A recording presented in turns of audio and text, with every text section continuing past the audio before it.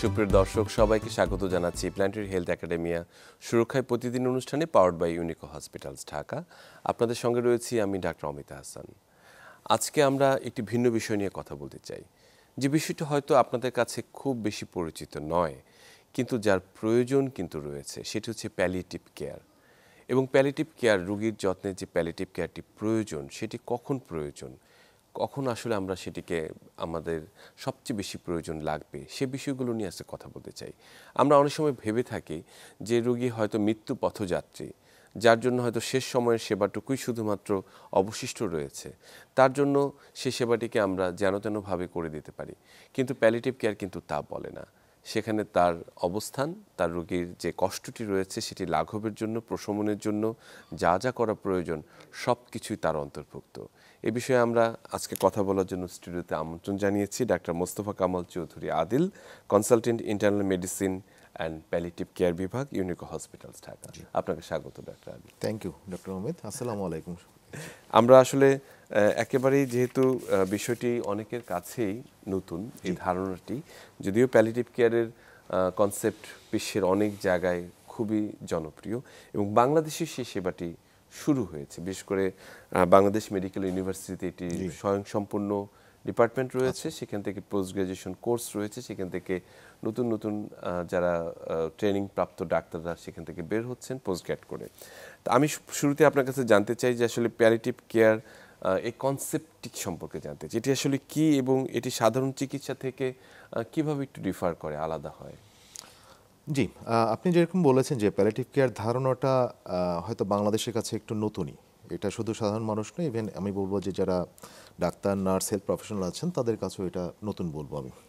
কেন বলছি? কারণ প্যালিয়েটিভ কেয়ার যেটা হচ্ছে আমাদের মেডিকেল স্বাস্থ্য ব্যবস্থার এমন একটা সমন্বিত সেবা বলতে পারি, যেখানে একটা টিম কাজ করে এবং যারা মেইনলি কাজ করে যারা নিরাময় অযোগ্য রোগী, সেসব রোগীদের কষ্ট কমানোর জন্য।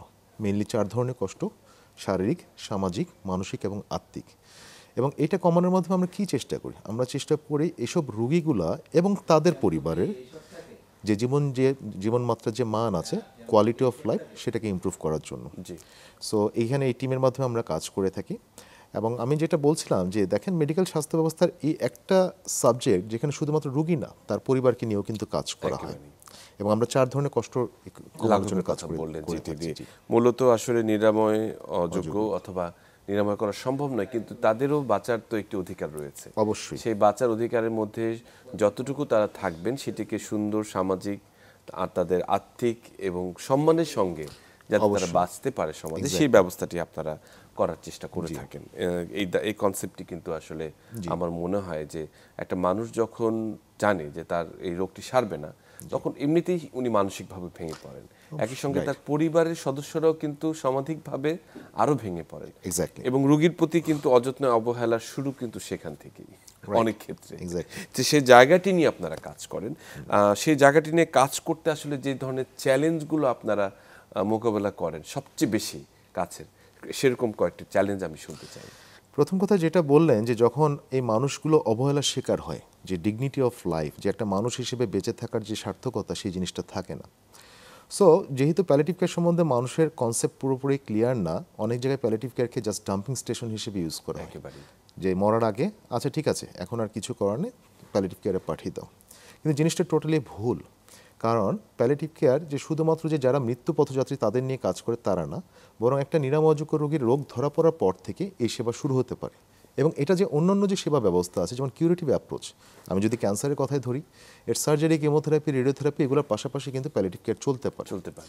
এবং এই সেবাটা মানুষের মৃত্যুর পর্যন্ত চলতে পারে এবং মৃত্যুর পরও তাদের যে শোক সন্তপ্ত যে পরিবার আছে, বিরিফড ফ্যামিলি মেম্বার, তাদেরকেও কিন্তু এই সাপোর্টটা দিয়ে থাকে। সো এটাই একমাত্র আমার জানা মতে স্বাস্থ্য ব্যবস্থা যেখানে মানুষ রোগীর মৃত্যুর পরেও কিন্তু এই সেবা ব্যবস্থা চলমান থাকে। কিন্তু আর এটা যেটা বলবো যে প্যালিয়েটিভ কেয়ার যে শুধুমাত্র ডাইং ওয়েল বা গুড ডেথ এনশিওর করে তা না, it also ensures living well. মানে যতদিন পর্যন্ত মানুষটা আমাদের সাথে আছে ততদিন পর্যন্ত মানুষটা যাতে ভালোভাবে বেঁচে থাকতে পারে, সম্মানের সাথে কষ্টমুক্তভাবে থাকতে পারে, সেটা এনশিওর করা কিন্তু প্যালিয়েটিভ কেয়ারের দায়িত্ব আমি বলবো। এটি ভীষণ গুরুত্বপূর্ণ কথাটি আপনি বলেছেন যে যতক্ষণ আসলে উনি থাকবেন, জীবিত বেঁচে থাকবেন, ততক্ষণ যাতে উনি ডিগনিটির সাথে জি। এবং তার অধিকারের সাথে বাঁচতে পারেন, এবং সেটি করার জন্য যে প্রশমনের কথাগুলো বললেন 4টি সেক্টরে, সেটি কিন্তু ভীষণভাবে গুরুত্বপূর্ণ, খুবই রিলেভেন্ট। আমরা আসলে একজন আমাদের ধারণা থেকে বলতে চাই যে কখন একজন রোগীকে আমরা প্যালিয়েটিভ কেয়ারে পাঠাবো, তার আগে জানতে চাই আসলে কোন ধরনের রোগীগুলো আপনাদের কাছে মূলত আসে?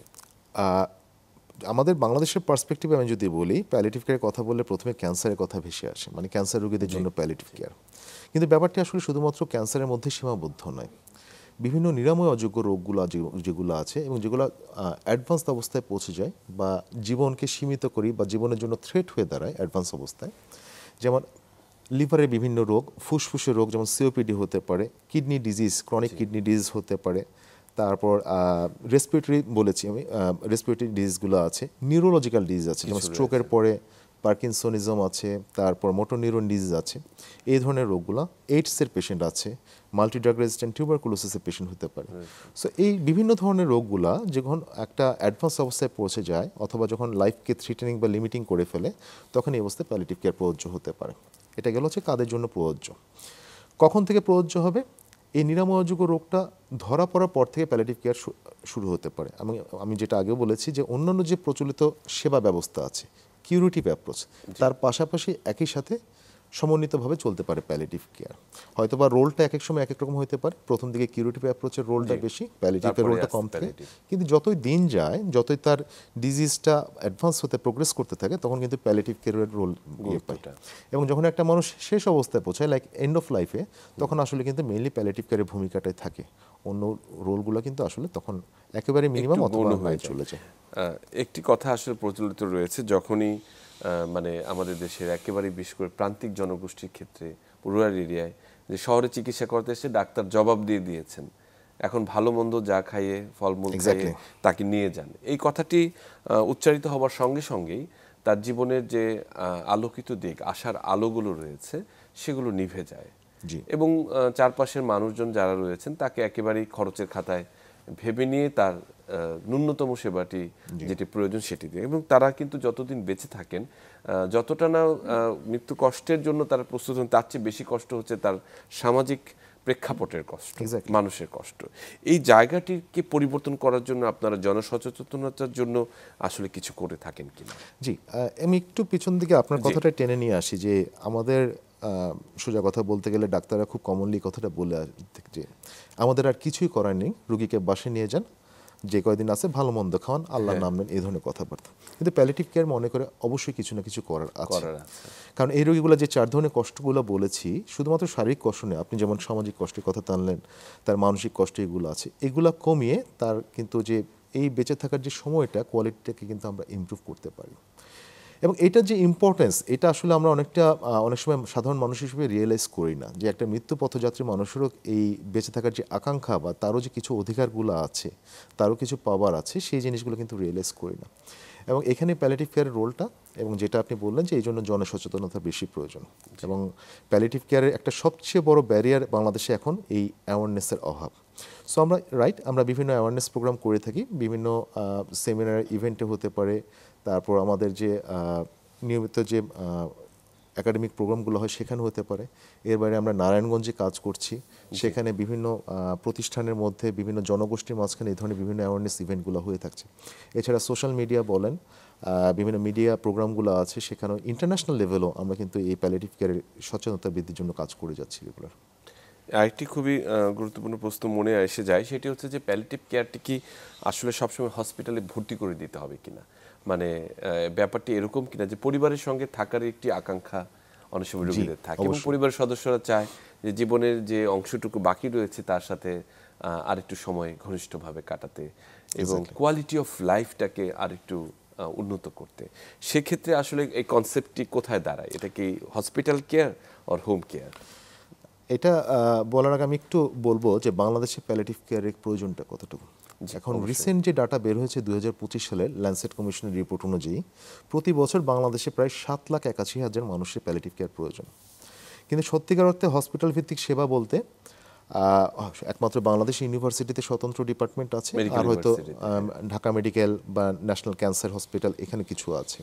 এর বাইরে কিছু প্রাইভেট হসপিটাল বা কিছু প্রাইভেট অর্গানাইজেশনের মাধ্যমে কিছু প্যালিয়েটিভ কেয়ার চলছে। সো এরকম অর্গানাইজেশন বা ইনস্টিটিউট বা হসপিটাল ভিত্তিক প্যালিয়েটিভ কেয়ার সেবা দিয়ে কিন্তু এই বিশাল নিড মেটানো সম্ভব না। সম্ভব নয়। সেই জন্য আগে আসতে হবে কমিউনিটিকে, যেখান থেকে কমিউনিটি বেসড প্যালিয়েটিভ কেয়ার আইডিয়াটা আসছে। এটার মানেটা কি, যে আমি কমিউনিটি বা সমাজের মধ্যে গিয়ে সমাজ বা কমিউনিটির মানুষকে সাথে নিয়ে ওই সমাজ বা কমিউনিটির প্যালিয়েটিভ কেয়ারের ব্যবস্থা আমরা করব। সো এই জন্যই কমিউনিটি বেসড প্যালিয়েটিভ কেয়ারের রোলটা চলে আসে, যেটা একটা মডেল আমরা নারায়ণগঞ্জে দাঁড় করেছি। আমরা 2018 সাল থেকে কাজ করে যাচ্ছি। সো এবং সেখানে এটাও আমাদের কিছু গবেষণা কাজও চলছে বা হয়েছে, যেখানে দেখা যাচ্ছে যদি কমিউনিটি বেসড প্যালিয়েটিভ কেয়ার যদি সাকসেসফুলি ইমপ্লিমেন্ট করা সম্ভব হয়, তাহলে কিন্তু এটা ন্যাশনাল যে বার্ডেন অন হসপিটাল রিসোর্স এবং যে গভর্নমেন্টের বাজেট বলেন সব কিছুর উপরে কিন্তু এই লোডটা কমিয়ে নিয়ে আসা সম্ভব। কিন্তু একেবারেই আমি এই কনসেপ্টটির কথা যখন বলছেন তখন আমার মনে হলো যে এটা একটা টিম ওয়ার্ক। অবশ্যই। এবং সেই টিমের সাথে কারা কারা সংশ্লিষ্ট রয়েছেন? এই জায়গাটায় যে আমরা আসলে ডাক্তারি সেবা বা মেডিকেল সেবা বলতে শুধুমাত্র ডাক্তার নার্সের কথা বুঝে থাকি, কিন্তু প্যালিয়েটিভ কেয়ার একটা টিম, যেখানে ডাক্তার নার্সের বাইরেও প্যালিয়েটিভ কেয়ার অ্যাসিস্ট্যান্ট বা প্যালিয়েটিভ কেয়ার সহকারী কাজ করে। এটাদের কথা একটু হাইলাইট করতে হয়, কারণ যখন আমরা কমিউনিটিতে কাজ করি এরাই কিন্তু আমাদের মেইন স্ট্রাইক ফোর্স বা মেইন টিমের পিলার বলা যায়। সো এরা কিন্তু কমিউনিটির সাধারণ ছেলেমেয়েরা যারা শুধুমাত্র ডেডিকেটলি প্যালিয়েটিভ কেয়ারে কাজ করে, অনেকটা কমিউনিটি হেলথ ওয়ার্কের মতন। এছাড়াও সাইকোলজিস্ট, সাইকিয়াট্রিস্ট বলেন, ফিজিওথেরাপিস্ট হতে পারে, এছাড়া অন্যান্য থেরাপিস্ট যেমন speech therapist, occupational therapist, art therapist, aroma therapist, এই ধরনের এগুলো, সোশ্যাল ওয়ার্কার, তারপর স্পিরিচুয়াল লিডার বা যেটা বিদেশে চ্যাপলেন বলা হয়, তারা সবাই কিন্তু এই টিমে কাজ করতে পারে। এবং তার সাথে ফ্যামিলি মেম্বাররা, কমিউনিটি মেম্বাররা, সাধারণ মানুষ, তারাও কিন্তু আমাদের এই টিমের সদস্য। কারণ একটা কথা প্রচলিত আছে যে বলা হয় palliative care is everyone's business. So এই একটা টিমের মধ্যে কিন্তু শুধুমাত্র যে প্রফেশনাল যারা আছে তারা না, সাধারণ মানুষ কিন্তু এই টিমের অন্তর্ভুক্ত। আচ্ছা, সাধারণত আসলে কি ধরনের সমস্যার কথা প্যালিয়েটিভ কেয়ার যখন তাদের পরিবার রোগীরা যখন চিকিৎসা নেয় আপনাদেরকে আসলে কমপ্লেন করে, মানে কোন কোন ধরনের সমস্যা মূলত আপনারা অনুধাবন করে থাকেন তখন? একজন রুগী বা তার পরিবার যখন রোগীকে ডাক্তারের কাছে নিয়ে আসে, তারা কিন্তু মেনলি শারীরিক সমস্যাগুলো হাইলাইট করে সবার আগে বলে থাকেন। সো সেটা ব্যথা হতে পারে, শ্বাসকষ্ট হতে পারে। সবচেয়ে বেশি ব্যথা আমার কাছে মনে হয় যেটা, নাকি? ট্রু সেন্সে বলতে গেলে প্যালিয়েটিভ কেয়ারের সবচেয়ে কমন সেটা হচ্ছে ফ্যাটিগ, যেটাকে বলা হয় যে অবসাদগ্রস্ততা। কিন্তু আসলে এটা আসলে আমরা খুব বেশি সার্চ করি না বা রুগীরাও কমপ্লেন করে না। বাট যদি আমি এভিডেন্স বা রিসার্চের ভাষায় দেখতে চাই, 100%, অলমোস্ট 100% রুগীর হচ্ছে ফ্যাটিগ কমন।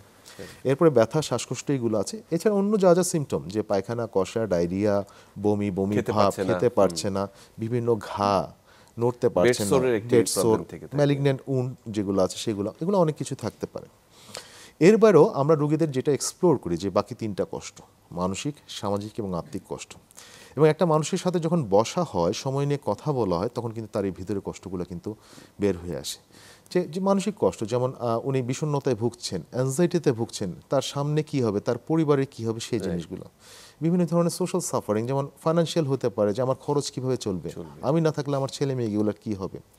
আর এছাড়া সামাজিক কষ্টের মধ্যে আছে যে আমার যে আগে সমাজে আমার একটা পজিশন ছিল, আমি নেতা ছিলাম, বা আমার ফ্যামিলিতে যে রোলটা ছিল, যে আমার আর্নিংয়ের রোল ছিল, সেই রোলটা এখন নাই। আর এটা ইম্পর্টেন্ট হচ্ছে স্পিরিচুয়াল সাফারিং বা আত্মিক, যেমন হতে পারে যে আমি নামাজ পড়ি, আমি আল্লাহকে ডাকি, কিন্তু আল্লাহ কেন আমাকে এরকম একটা কষ্ট দিল, এভাবে বেঁচে থাকার কী মানে, আল্লাহ কেন আমাকে এরকম একটা রোগ দিলেন। আবার অনেকের মধ্যে গিল্ট ফিলিং কাজ করে, যেমন আমি হয়তো এই খারাপ কাজ করেছি দেখে আল্লাহ আমাকে এরকম শাস্তি দিচ্ছেন, সারা জীবন আমি মানুষকে কষ্ট দিয়েছি বা অমুক খারাপ কাজ করেছি এই জন্য। সেই বিভিন্ন ধরনের যে সাফারিংগুলো আছে, আমরা যদি একটু সময় নিয়ে বসে এক্সপ্লোর করি, তাহলে কিন্তু এই বিভিন্ন কষ্টগুলো কিন্তু উঠে আসে। আমি জাস্ট কয়েকটা এক্সাম্পল বললাম। এবং তাকে আসলে আর একটা যেটা আপনি আগে বলেছেন যে নেগলিজেন্সের শিকার, যে পরিবার থেকে আলাদা, সমাজ থেকে আলাদা, বিচ্ছিন্ন করে ফেলা, এগুলো তো অহরহ আমরা পাচ্ছি। আর সাথে সেটা হচ্ছে হসপিটালে ভর্তির প্রয়োজন পড়ে কখন, যখন এই ধরনের পেশেন্টগুলোকে আপনারা হয়তো হোম কেয়ারে আছেন, কিন্তু কখনো কখনো কিছু মেডিকেল কন্ডিশন অথবা অন্য কিছুর জন্য হসপিটালে আসতে হতে পারে। হসপিটালে আমরা বলি, প্রথম কথা হচ্ছে যে সিমটম ম্যানেজমেন্টের জন্য, রোগীটার ব্যথা খুব বেশি বা শ্বাসকষ্ট খুব বেশি, বা তার যে উন্ড, বেডসোর হতে পারে, বা ক্যান্সারে ক্ষত হতে পারে, সেটার অবস্থা খারাপ। সো এটা কিছু ইমিডিয়েট বা কিছু স্পেশালাইজড ম্যানেজমেন্ট দরকার, যেটা বাসায় বা কমিউনিটি থেকে সম্ভব না, তখন আমরা হসপিটালে ভর্তি হওয়ার কথা বলি। 2 নম্বর, কোনো রোগীর প্রথম যখন প্যালিয়েটিভ কেয়ার রেজিস্ট্রেশন জন্য আসে, তখন যদি প্রথমে হসপিটালে ভর্তি হয়, তার জন্য একটা কম্প্রিহেন্সিভ অ্যাসেসমেন্ট এবং ফার্দার ম্যানেজমেন্ট প্ল্যান করাটা আমাদের জন্য করে ইজি ফেলা হয়, হয়। সেটা করতে পারি। সো হসপিটালে ভর্তি থাকা অবস্থায় যখন সিমটম কন্ট্রোল হয়ে যায়, আমরা চেষ্টা করি যে যত দ্রুত সম্ভব রুগীকে বাসায় পাঠানোর জন্য। কেন উদ্বুদ্ধ করি? কারণ আমরা চাই রুগীটা তার এই সময়গুলা বা শেষ সময়টা যাতে তার চেনা পরিবেশে, চেনা মানুষগুলোর মাঝখানে থাকে। সো এরকম একটা প্ল্যান তৈরি করে দিয়ে আমরা তাদেরকে চেষ্টা করি বাসায় যাওয়ার জন্য আমরা অ্যাডভাইস করে থাকি। এবং বাসায় গেলেও রুগীদের সাথে কিন্তু আমাদের 24 আওয়ার্স টেলিফোনের মাধ্যমে যোগাযোগ থাকে, একজন ডক্টরের সাথে যে কোনো সমস্যা হলে পরামর্শ নিতে পারে। আর যদি কমিউনিটিতে হয়, যেটা হোম কেয়ার সার্ভিসের আওতার মধ্যে যদি আমাদের থাকে, তাহলে সেক্ষেত্রে নিড অনুযায়ী রুগীর বাসায় গিয়ে কিন্তু হোম কেয়ার ভিজিট দেওয়া হয়। তখন কোনো সমস্যা থাকলে সেটা চিকিৎসা হোক, ড্রেসিং হোক, মানসিক সাপোর্ট যেটা সেটা হোক, এবং একই সাথে রোগীর পরিবারকে হাতে কলমে শিখিয়ে দেওয়া যে যেটা আসলে কিভাবে করা যায়, খাওয়াতে এটা হবে, করতে হবে। কিভাবে বসাতে হবে, ক্ষত পরিচর্যা কিভাবে করতে হবে, নেবুলাইজ এগুলো। করতে হবে, কিভাবে Exactly, ইনসুলিন দিতে এটা হবে। কেয়ার গিভার এডুকেশন একটা অন্য একটা স্ট্রং একটা কম্পোনেন্ট প্যালিয়েটিভ কেয়ারে বলবো। এটি গুরুত্বপূর্ণ। একটি কথা শুধু মনে আসে যে প্যালিয়েটিভ কেয়ারের কথা মনে আসলে মনে হয় যে একেবারেই জীবনের শেষ পর্যায়ে যারা রয়েছে, হয়তো মানে বয়োবৃদ্ধ যারা রয়েছে, তাদের কথাই সবচেয়ে বেশি মনে আসে, বা তারা জীবনের বেশিরভাগ অংশ উপভোগ করেছেন শেষ পর্যায়ে যে ডিজিজ। কিন্তু আমরা দেখেছি যে শিশুরাও কিন্তু অনেক ক্ষেত্রে প্যালিয়েটিভ কেয়ারের আওতায় আসে। জি। অনেকে এমন কিছু বিরল রোগে আক্রান্ত জি। যেটি হয়তো তার জন্য সুস্থ হবে না, বা অনেকেই কিছু ডিসএবিলিটির মধ্যে রয়েছে। এদের জন্য আপনাদের কোনো পরিকল্পনা রয়েছে কিনা? পরিকল্পনা আছে এবং এর সাথে সার্ভিসও চলমান আছে, যেটা জি। পিডিয়াট্রিক প্যালিয়েটিভ কেয়ার বা শিশুদের জন্য প্যালিয়েটিভ কেয়ার আপনি বলতে পারেন। আপনি ঠিকই বলেছেন যে শুধুমাত্র বয়স্ক মানুষ, অ্যাডাল্ট বা জিরেটিক বা বয়োজ্যেষ্ঠ মানুষ না, বাচ্চা, শিশু সবারই জন্য প্যালিয়েটিভ কেয়ার প্রয়োজন হতে পারে। সেটা ইভেন একদিনের বাচ্চারও হতে পারে। ইভেন যখন মায়ের পেটে বাচ্চা থাকে, যে বাচ্চাটা হয়তো বাঁচবে না, তার জন্য প্যালিয়েটিভ কেয়ার প্রয়োজন হতে পারে, যেটা আসলে আমাদের দেশে এখনো সেভাবে ডেভেলপ করেনি। বাট বাচ্চাদের ক্ষেত্রে যদি তাকাই, আপনি যেমন বলছিলেন যে শুধুমাত্র ক্যান্সার না, বাচ্চাদের আরও কিছু রোগ থাকে, যেমন জন্মগত রোগ আছে, জি। কিছু ব্রেইনের সমস্যা আছে, সেরেব্রাল পলসি যেটা একটা কমন একটা রোগ আমরা পাই কমিউনিটিতে। এছাড়া ডাউন সিনড্রোম হতে পারে, এছাড়া বিভিন্ন সিনড্রোমিক ডিজিজগুলো আছে যেগুলো আছে। সো তারপর মাসকুলার ডিস্ট্রফি আছে, এই ধরনের বিভিন্ন রোগগুলো যেগুলো আমরা কিন্তু অহরহ পাচ্ছি। এবং এই বাচ্চাদের ক্ষেত্রেও কিন্তু, এবং বাচ্চা এবং তার পরিবারের জন্য কিন্তু প্যালিয়েটিভ কেয়ার আমরা দিয়ে যাচ্ছি, প্রচলিত আছে, এবং আরও অনেক বেশি এটাকে আসলে প্রসার ঘটানো প্রয়োজন। একেবারেই সুন্দর বলেছেন। আমরা আসলে হোম বেসড প্যালিয়েটিভ কেয়ারের ভবিষ্যৎ বা সম্ভাবনা নিয়ে একটু জানতে চাই, যে আসলে কমিউনিটিকে এঙ্গেজ করা, বা আমরা দেখেছি বাইরের দেশে অনেকেই কমিউনিটি হেলথ কেয়ার বা যারা হেলথ কেয়ার প্রোভাইডার, তারা অনেকেই নিজেরাই এগিয়ে আসেন কাজ করার জন্য, একটা গ্রুপ অফ পিপল যারা সেবা করেন, অনেক কিছু করেন। আমাদের দেশের এই কনসেপ্টটিকে কিভাবে আসলে কাজে লাগানো যায়, এবং এই কমিউনিটিতে একজন প্রতিনিধি থাকবেন, উনি আপনাদেরকে ইনফর্ম করবেন বা তাকে এঙ্গেজ করবেন, এই বিষয়গুলো নিয়ে আসলে শুধুমাত্র ঢাকা না, শুধু ঢাকার বাইরেও প্রান্তিক জনগোষ্ঠীর জন্য কি সেবাটিকে বিভাগীয় শহরগুলোতে অন্তত পক্ষে চালু করা যায় কিনা? জি, প্রথম কথা যে কমিউনিটি প্যালিয়েটিভ কেয়ারের যে আইডিয়াটা বা বিভিন্ন দেশে আছে, কিন্তু আমরা মেইনলি ফলো করার চেষ্টা করেছি যে ভারতের কেরালা, কারণ তারা কমিউনিটি প্যালিয়েটিভ কেয়ার মডেলের জন্য বিখ্যাত, এবং যেহেতু আমাদের নেইবার কান্ট্রিজ কিছু জিনিস আমাদের সাথে মিলে যায়, সো এটা আমরা ফলো করার চেষ্টা করেছি। এবং সেখান থেকে প্রথম আমাদের যে কমিউনিটি বেসড প্যালিয়েটিভ কেয়ার গড়ে ওঠে করাইল বস্তিতে। আপনি জানেন ঢাকা শহরে বা বাংলাদেশের অন্যতম একটা বড় বস্তি, এক পাশে গুলশান আর এক পাশে করাইল বস্তি, দুই জায়গাতে কিন্তু প্যালিয়েটিভ কেয়ার প্রয়োজন, কিন্তু কতটা পার্থক্য দুইটা এরিয়া এবং তার ক্যারেক্টারিস্টিক্সের মধ্যে। সো ওইখানে তা করাইলে প্যালিয়েটিভ কেয়ার আছে, এবং তার সাথে পরবর্তীতে 2018 সাল থেকে নারায়ণগঞ্জ সিটি কর্পোরেশন এলাকায় আমাদের কমিউনিটি বেসড প্যালিয়েটিভ কেয়ার এখনও শুরু হয়েছে এবং এখনও সেটা আছে। সো যেটা আমি বলছিলাম যে কমিউনিটির মানুষকে সাথে নিয়ে এই প্যালিয়েটিভ কেয়ারটা দেওয়া, এবং ওইখানে কমিউনিটির বিভিন্ন মানুষজন আমাদের সাথে ভলান্টিয়ার হিসেবে কাজ করছে। আবারও বলছি, ভলান্টিয়ার হিসেবে কেন কাজ করছে? কারণ প্যালিয়েটিভ কেয়ারে এই যে তাদের যে ভলান্টিয়ারিজম, এটা এক ধরনের ইনভেস্টমেন্ট। কীরকম? যে আজ যদি আমি আপনার পাশে দাঁড়াই, আমার বিপদের সময় আপনি বা আরেকজন এসে আমার পাশে দাঁড়াবে। সো এটা কিন্তু আমার নিজের ভবিষ্যতের জন্য নিজের একটা ইনভেস্টমেন্ট। আর এখানে শুধুমাত্র ডাক্তার বা নার্স দিয়ে এই সব ধরনের সাপোর্ট বা সেবাগুলো দেওয়া সম্ভব না। সো কমিউনিটির মানুষকে কিন্তু এসে পাশে এসে দাঁড়াতে হবে, এবং দাঁড়ালে আমরা একটা যদি কম্প্যাশনেট কমিউনিটি গড়ে ওঠে, তাহলে কিন্তু এই প্যালিয়েটিভ কেয়ারের নিডগুলো মেটানো সম্ভব। যেমন আমাদের করাইলের যে প্রজেক্টটা, সেটাকে বলা হয় কম্প্যাশনেট করাইল বা মমতাময়ী করাইল। আর নারায়ণগঞ্জেরটা হচ্ছে কম্প্যাশনেট নারায়ণগঞ্জ বা মমতাময়ী নারায়ণগঞ্জ। সো আমরা এখানে দীর্ঘদিন কাজের মাধ্যমে চেষ্টা করেছি এবং আরও চেষ্টা করে যাচ্ছি এটার বিস্তার ঘটানোর জন্য, যে একটা মমতাময় একটা কমিউনিটি গড়ে তোলার মাধ্যমে আমরা যাতে এই কমিউনিটির যে নিডটা আছে প্যালিয়েটিভ কেয়ারে সেটা যতদূর সম্ভব মেটাতে পারি। একেবারেই। আমি একটু ভিন্ন প্রসঙ্গে যাই, যে গভর্নমেন্ট সেক্টরে হয়তো সেখানে ইনভেস্টমেন্টের তার নিজস্ব কিছু সুযোগ রয়েছে, কিন্তু প্রাইভেট সেক্টরে বিশেষ করে অনেক সময় দেখা যাচ্ছে যে যারা এই ডেবিলিটির পেশেন্টগুলো বা যাদের আশা নেই তাদেরকে অনেক সময় ভর্তিও করতে তারা কুণ্ঠাবোধ করে, যে না এটা তো তাদের খুব জন্য বেনিফিশিয়াল হচ্ছে না বা তাদের জন্য খুব লাভজনক হচ্ছে না। সেক্ষেত্রে প্রাইভেট সেক্টরকে মানে এই হোম কেয়ার এবং এই প্যালিয়েটিভ কেয়ারের সাথে যুক্ত করার বিষয়টিকে আপনি কিভাবে দেখেন, এবং আপনি যেখানে কাজ করছেন বর্তমানে তারা কি এই বিষয়ে অঙ্গীকারবদ্ধ কিনা? প্রাইভেট সেক্টর বা কর্পোরেট হসপিটাল যেটা বলেন, এটা কিন্তু আমাদের স্বাস্থ্য ব্যবস্থার একটা অন্যতম পার্ট এবং এটাকে অস্বীকার কোনো উপায় নেই। সো এখানেও বিভিন্ন ধরনের পেশেন্টরা আসছেন, বিভিন্ন লেভেলের পেশেন্টরা আসছেন। সো এইসব মানুষের জন্য কিন্তু প্যালিয়েটিভ কেয়ার প্রয়োজন এবং কর্পোরেট সেক্টরও কিন্তু প্যালিয়েটিভ কেয়ারকে এস্টাবলিশ করা প্রয়োজন এবং সম্ভব। সো কর্পোরেট সেক্টরে বা প্রাইভেট লেভেলে কিভাবে সম্ভব, যেমন আমি বলেছি একটা টিম কাজ করে প্যালিয়েটিভ কেয়ারের জন্য। সো এখানে ডাক্তার, নার্স, বিভিন্ন অন্য অন্য স্পেশালিটির মানুষ, যেমন সাইকোলজিস্ট, সাইকিয়াট্রিস্টের কথা বলেছি, যখন কার্ডিওলজিস্টের প্রয়োজন হবে তার দরকার, নেফ্রোলজিস্টের দরকার, বিভিন্ন মানুষগুলো আছেন। এর সাথে যেটা বলেছি যে প্রয়োজনে এখানে সোশ্যাল ওয়ার্কার বা রিলিজিয়াস লিডার এইগুলোকেও যদি ইন্টিগ্রেট করা যায় তাহলে আরও ভালো সমন্বিত স্বাস্থ্য ব্যবস্থা হবে আর কি, এভাবে সম্ভব। একই পাশাপাশি যেমন আমি যদি ইউনিকোর কথা বলি, যে ইউনিকো নতুন করে যাত্রা শুরু করেছে এবং ইউনিকো এই প্যালিয়েটিভ কেয়ারকে প্রতিষ্ঠা করার জন্য তারা আশাবাদী এবং অঙ্গীকারবদ্ধ। সো এখানে একটা জিনিস হচ্ছে ইউনিকোর হোম কেয়ার সার্ভিস একটা এখন প্রচলিত আছে, যেখানে হচ্ছে বিভিন্ন ইনভেস্টিগেশন ফ্যাসিলিটির সাথে সাথে যে ডক্টর কনসালটেশন এটা দেওয়া হচ্ছে, এবং এটার মধ্যে যদি প্যালিয়েটিভ কেয়ারকে ইন্টিগ্রেট করা যায় তাহলে কিন্তু একটা চমৎকার বিষয় হবে। এই কনসেপ্টটিকে কিন্তু আসলে সবার মাঝেও ছড়িয়ে সবার মাঝে ছড়িয়ে খুবই চমৎকার করে বলেছেন। আমরা একটু একেবারে শেষের দিকে শুধু জানতে চাই যে একটা হোম কেয়ার বা এই প্যালিয়েটিভ কেয়ারের যে কিছু বড় ধরনের চ্যালেঞ্জ রয়েছে, যেমন ধরেন ব্যথা প্রশমনের জন্য যে মরফিন দরকার সেটি কিন্তু সব জায়গায় আসলে সহজলভ্য নয়। অন্যান্য যে সাপোর্টগুলো রয়েছে, একটা পেশেন্ট বেড, একটা সাকশন, এই জায়গাগুলোকে আসলে কিভাবে একটু সহজ করা যায়? প্যালিয়েটিভ কেয়ারের জন্য যে এসেনশিয়াল লিস্ট অফ মেডিসিন বা ড্রাগ আছে সেগুলো কিন্তু খুবই সহজলভ্য কিছু ড্রাগ। এর মধ্যে শুধু মরফিনটা একটু ঝামেলা, নার্কোটিক ড্রাগ। কিন্তু এটাও বলা হয় যে আমি যদি সারা কমিউনিটির কথা চিন্তা করি, প্যালিয়েটিভ কেয়ার নিডের মাত্র 5% মানুষের মরফিন দরকার, তাহলে কিন্তু মরফিন ছাড়াও কিন্তু প্যালিয়েটিভ কেয়ার দেওয়া সম্ভব। এবং প্যালিয়েটিভ কেয়ার মানে কিন্তু শুধুমাত্র ওষুধ নয়, এটা এক। নাম্বার 2, আপনি যদি মরফিনের কথা বলেন, এটা একটা বড় চ্যালেঞ্জ, স্পেশালি ক্যান্সার রোগীদের ব্যথা শ্বাসকষ্টের জন্য মরফিন খুবই অহরহ ইউজ হয়।